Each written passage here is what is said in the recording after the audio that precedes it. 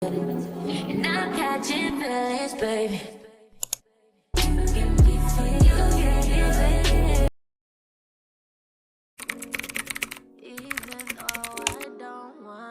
Hello my loves, so as you guys can probably tell by the title and the way this video is starting off, this video is going to be very different, and as you guys can tell, it's going to be my very first visual diary. So welcome to my visual diary. Today's visual diary topic is going to be very personal to me, so let's get started. Today's topic is depression, and some of you may be wondering, well, what is depression? Depression is a mood disorder that causes a persistent feeling of sadness and a loss of interest. It affects how you feel, think, and behave, and can lead to a variety of emotional and physical problems.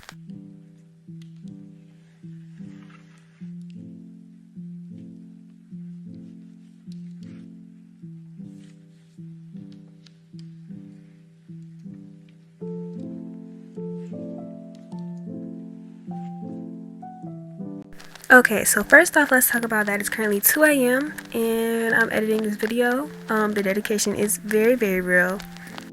But some of you guys may be wondering why I decided to make this visual diary about a heavy topic, which is depression.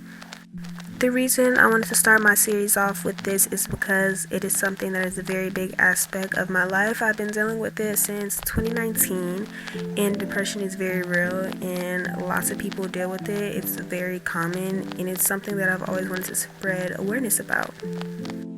Also, in this video, I stayed home from school because I was having a bad day mentally. So yeah, this is definitely a topic that I want to touch on. One thing I feel like no one talks about is depression really messes with your image. Like right here, I felt very insecure and I just didn't feel like myself. So I will not lie to you guys, me talking about my mental health and mental health in general is sort of out of my comfort zone. It's a very vulnerable topic for me and in general, so I feel like this series will be a better way for you guys to get to know me, because I still feel like you guys haven't really introduced myself to you completely.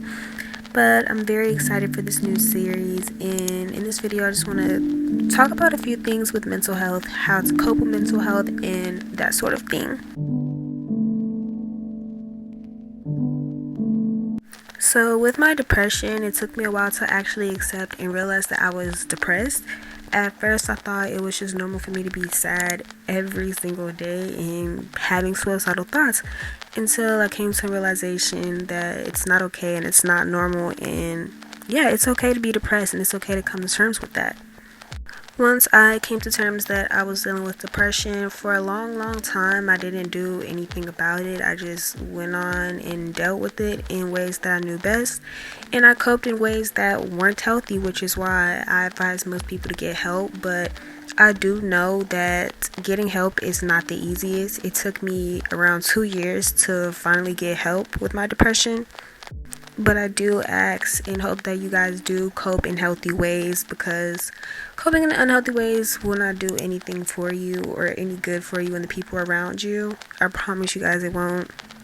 As far as coping, some of my suggestions are music. That helps me tremendously. Like even back in the day when I didn't have any help with my mental health, just listening to music has always been a lot of help for me. Another way to cope is to do things that make you happy, or to just simply take your mind off things.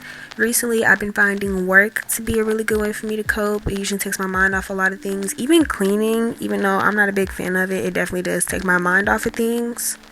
Another way to cope is to hang out with friends. That usually takes my mind off of things as well.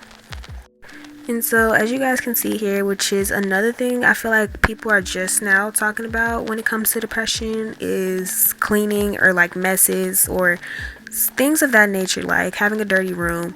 A lot of people will be like, oh, that's disgusting, da da da da. But when you're mentally unstable and you're not feeling your best mentally, you don't really think about doing anything else. You just want to be alone and in your thoughts. Like cleaning is probably the last thing on your mind.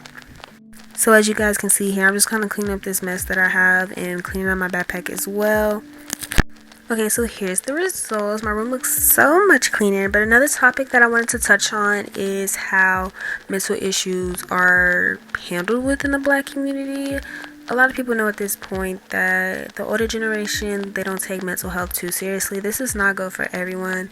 Me personally, my mom is very supportive of my mental health and my mental issues. But I know there are other people's parents who are not. I definitely feel like that's something that the black community should work on, because a lot of people, when you tell your parents that you're dealing with mental issues, they take it as a joke, they don't take it seriously, or they call you ungrateful, which I think that's definitely something that should definitely be changed.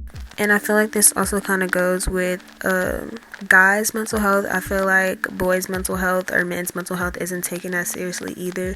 And that's something I definitely stand for. I feel like everyone's mental health should be looked at and cared for, not just women.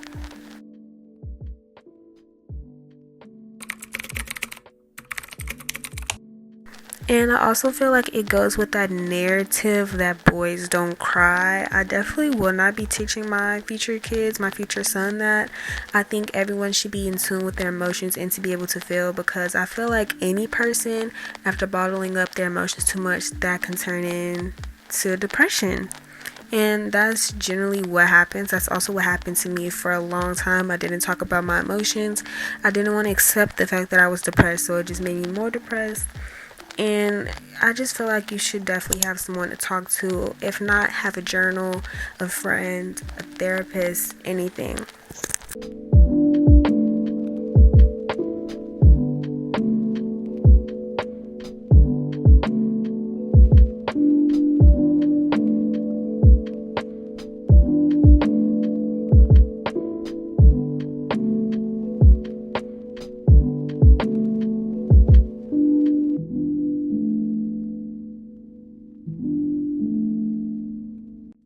Here's me just watching The Notebook, because I've literally never watched it till this day, and I watched it and I thought it was so cute. I didn't cry though, but I thought it was super cute. But I know earlier I had mentioned journaling.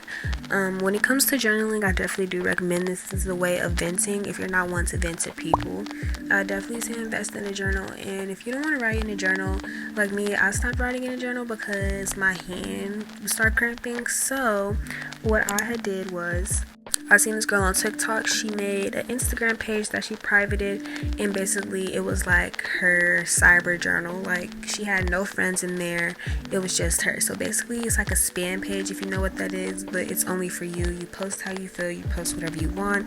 And I actually made one for myself, and it's actually been very helpful, and it's very convenient because I mean, my phone's in my hand at all times, and I can just post and vent on there whenever. And I definitely do recommend that. It's easy, it's reliable. I definitely suggest it.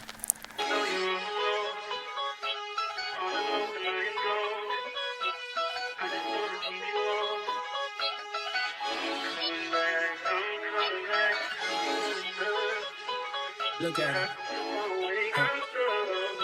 Look at her mama, man. Look at her.